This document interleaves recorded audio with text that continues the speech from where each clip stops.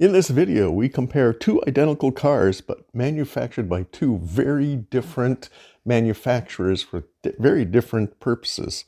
Car in question is the 1969 Porsche 917 LH Long Hack, or have you the long tail version. So the difference between these two cars, one is a real collector's item, and the other is a toy. uh, Produced more at the time. And these cars, and if we take a look here, is this particular one is the very high detailed, extremely accurate version by Le Mans Miniatures. And comes in a beautiful box, and just so you can read exactly what car we're looking at, and the drivers, Rolf Stolleman and Kurt Ahrens. Yeah, I'm not sure if I pronounced that right, but there we go. Beautiful. Yeah, look at this nice metal insignia here from Le Mans Miniatures. Excellent. And the car is just as meticulous, just gorgeous.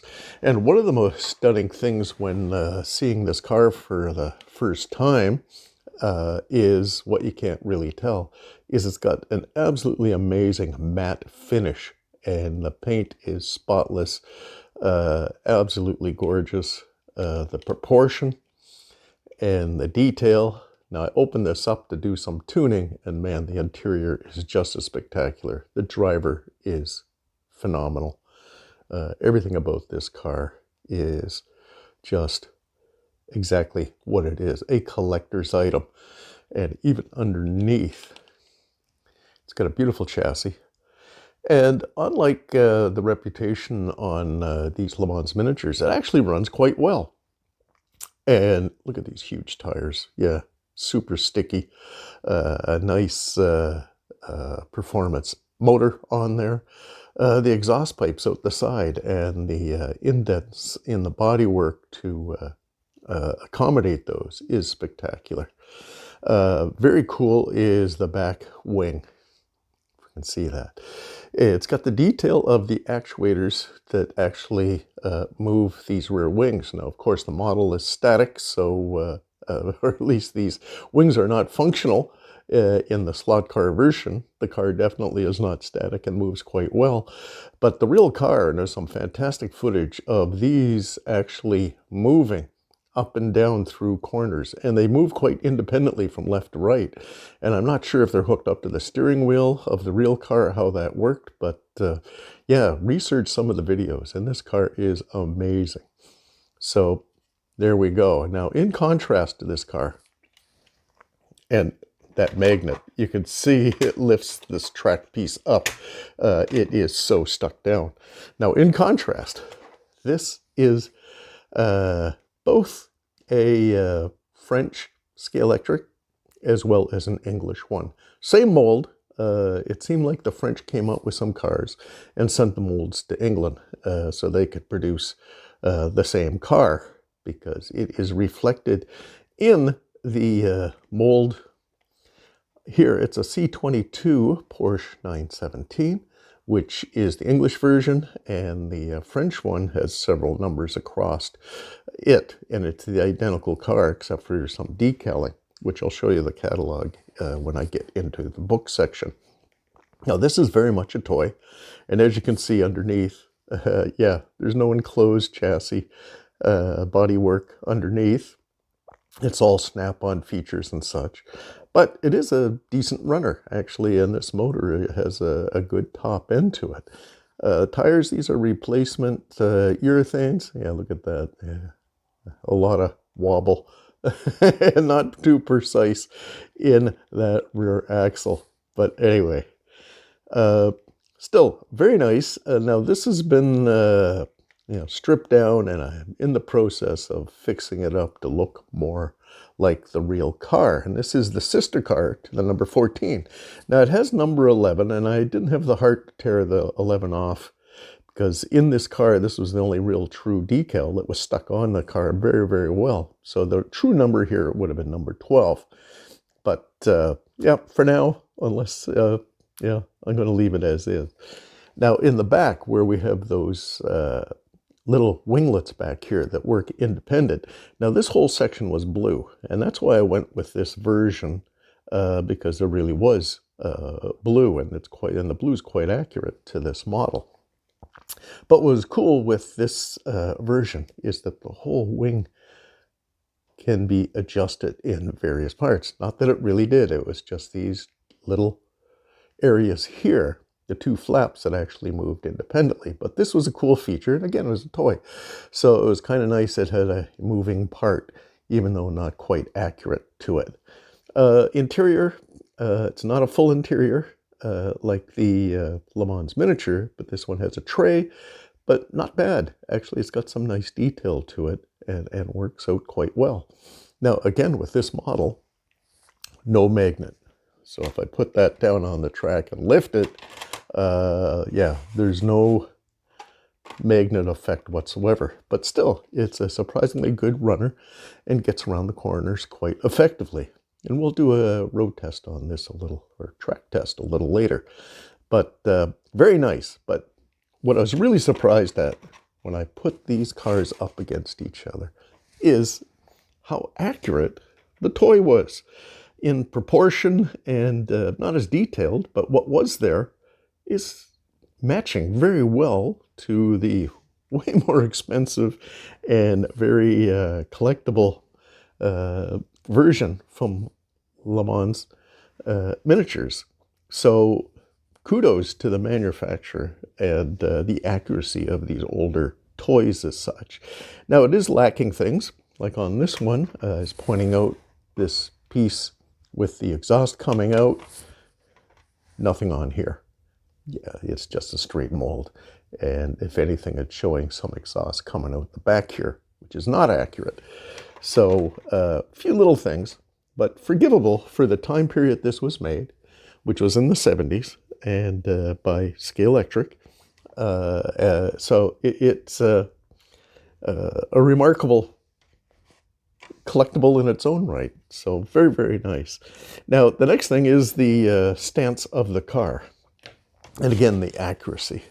So in this version, it is very low to the ground.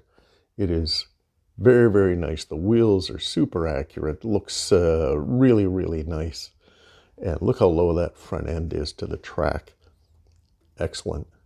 Does really, really well. Now, in comparison, our toy version sits extremely high, and even the bodywork to the tires, there's a lot of gap, whereas the other is very tight, very precise. That front end is way above the ground of the track, and you know, the pickup, the guide, is causing that high nose plane on here. So again, it's a toy, but extremely well executed. And it's got a lot of great features. Now, that does have silver plating on the wheels, whereas the Le Mans Miniature is accurate with the black. But the actual shape of the wheel itself and the spokes are very accurate in both. So kudos to that as well. So super nice models. I'm going to go into some detail of the actual cars in the books that I have.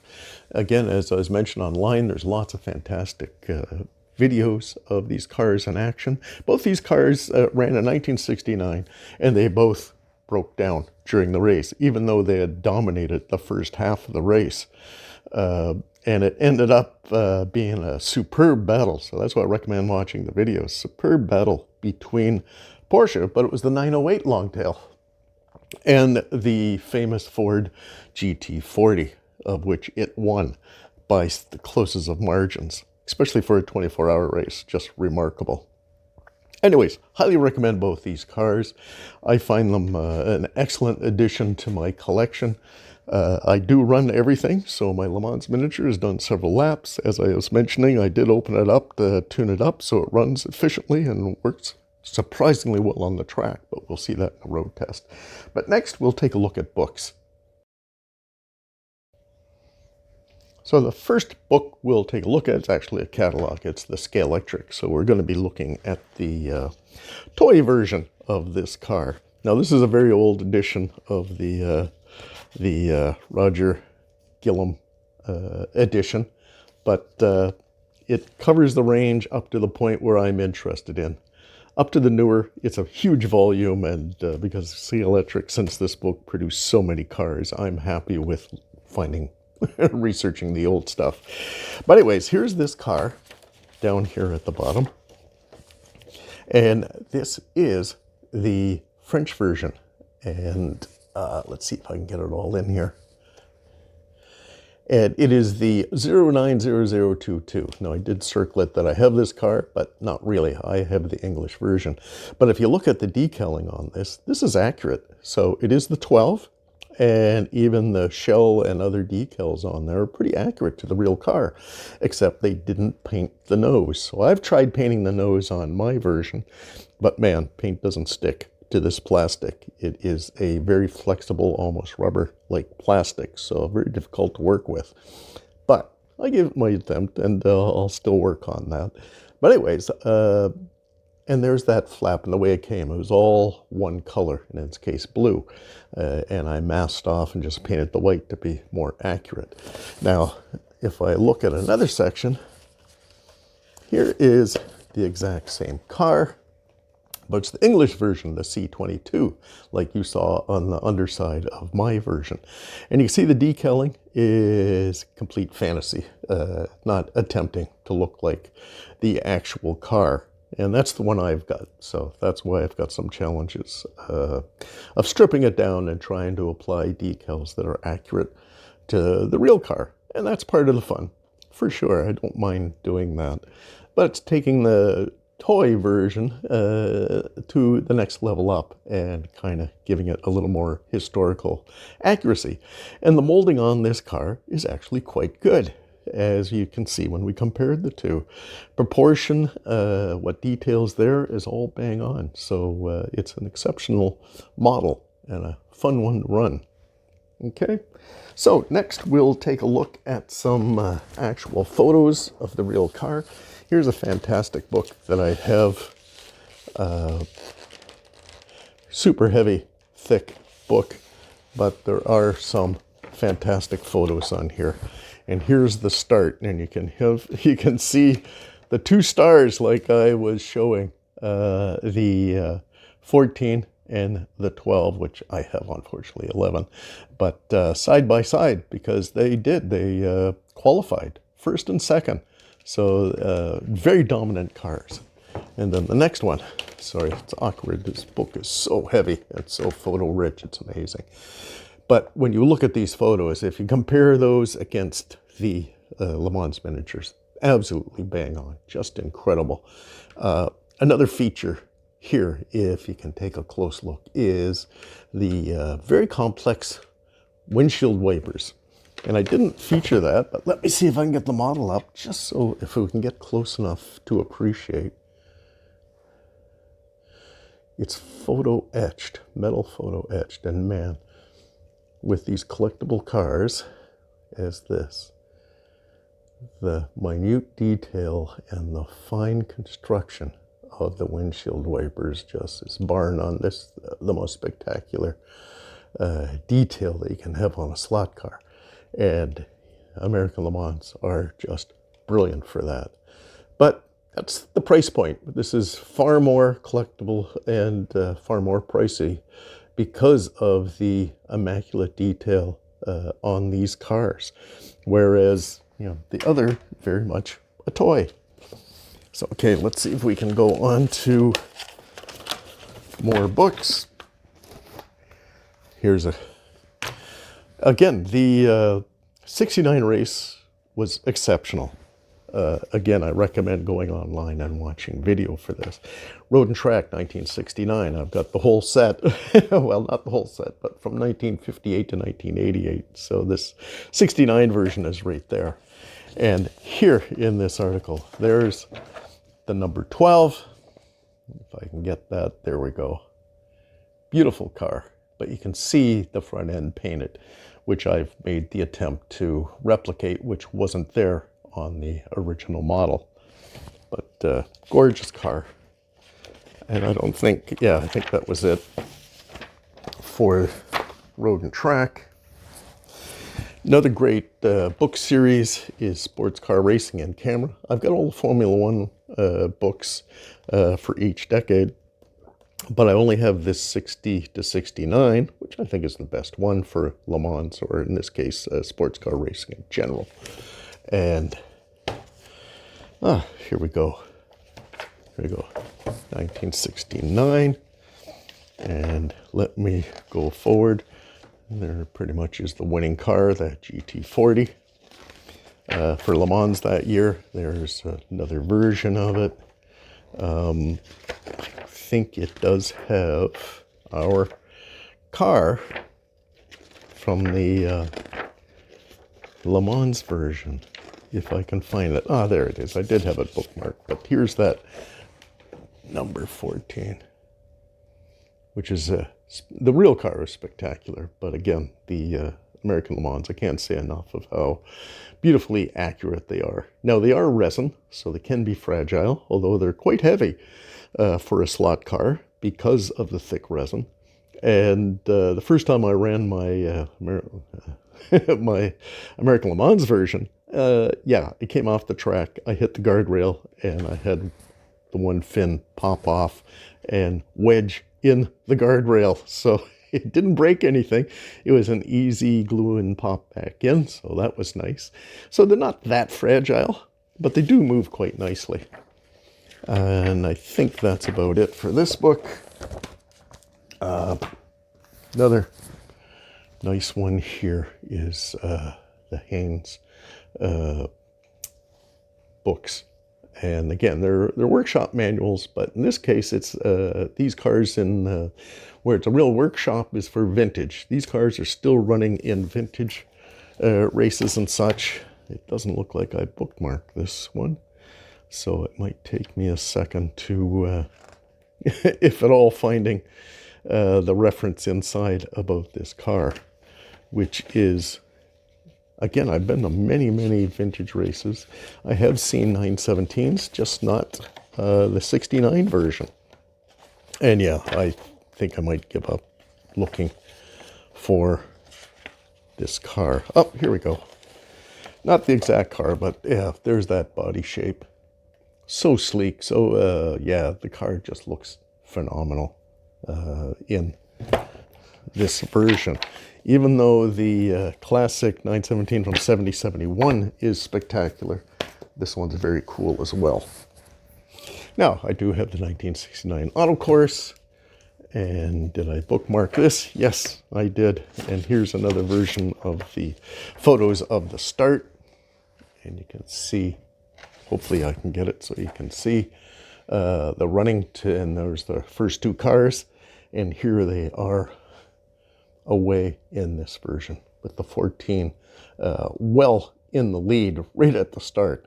And it held a significant lead up until they ran into mechanical problems with the car. And even the number 12 was doing extremely well up until it ran into some issues. Oh, here's that number 12. Look at this huge photo. What a spectacular car. For 1969, this must have been like a spaceship. And look at that rear winglet. The left-hand driver's side. All the driver's side's opposite in this car. But you can see it's up and the other one is flat down. So they did work independently. And how that worked, I don't know, it's connected to steering or what, so it knows going left or right and which wing to pop up is a cool detail on that car. Very advanced for the time. Now, I think my last book, nope, two more. Automobile year, 1969. And if I open this up and take a look here, here's a opposite view of the start, so we don't see the cars featured. They're way at the front end. You can see one lone figure walking across, Jackie X. This was the last year of them running across at the start, and he refused to run. He walked casually across, took his time to do up his seatbelts, and then left dead last. And still came in first. I believe it was his GT40 that won the race. But earlier on, there's that dominance of the 14 car up front and what looks like the number 12 in third, which could have been earlier on. but they were both leading at one point, which is remarkable. And now the very last book I have is Porsche at Le Mans. Yeah, extreme close-up because I'm not moving my camera for any of this. And here we go. Here is the Porsche 917s in 1969. Oh, they're showing 1968, and this winning Porsche, and this was, I think, no, it was a 907 long tail, and which is a SRC made this car, and I'll feature that one day. Brilliant slot car as well, super detailed at a better price than the Le Mans miniatures, but that's another story. Anyway, here is our number 12, which is excellent. And I'm not sure, here it is. It does show our number 14, and spectacular, right down to the rear view mirror, which there is the single one up on this fender, or wing in England, but our toy doesn't have that. I am going to take a look and see if I can find a similar one to put on that car for some more accuracy. Here's a 15, which we don't really see or look into. I don't know much about this one, but anyway, there we go. I think that wraps up our books. Oh, here it is. Here's my Scalextric version. And again, beautiful car, beautiful detail. And they've done a great job. Oh, I can see the rearview mirror silver on this one and not white like on the American Le Mans. Le Mans miniature, sorry. So there we go. We'll wrap up books, and next will be track test. Okay, we're on the track, and first up is the 70s Scalextric, and we'll give this a roll. Again, no magnet.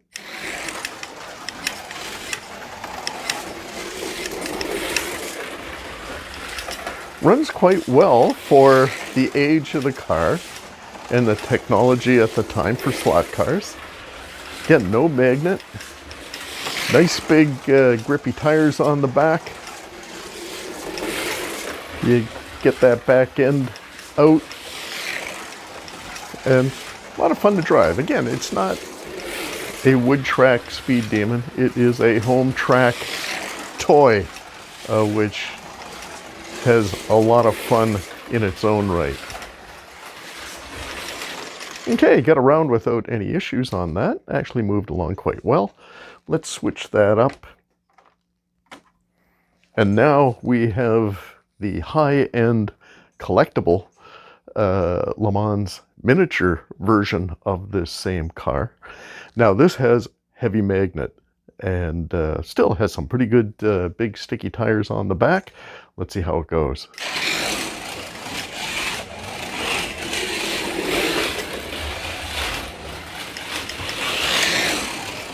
Quite noisy, but that magnet is keeping it right in line with the groove. No back end coming out on this whatsoever. But yeah, good speed on this, especially for a home track. Again, as people note that these Le Mans miniatures, they're not good for real competition racing, but very good for what they are. Look spectacular on the track. They are so realistic and spot on in proportion and detail. So no criticisms here.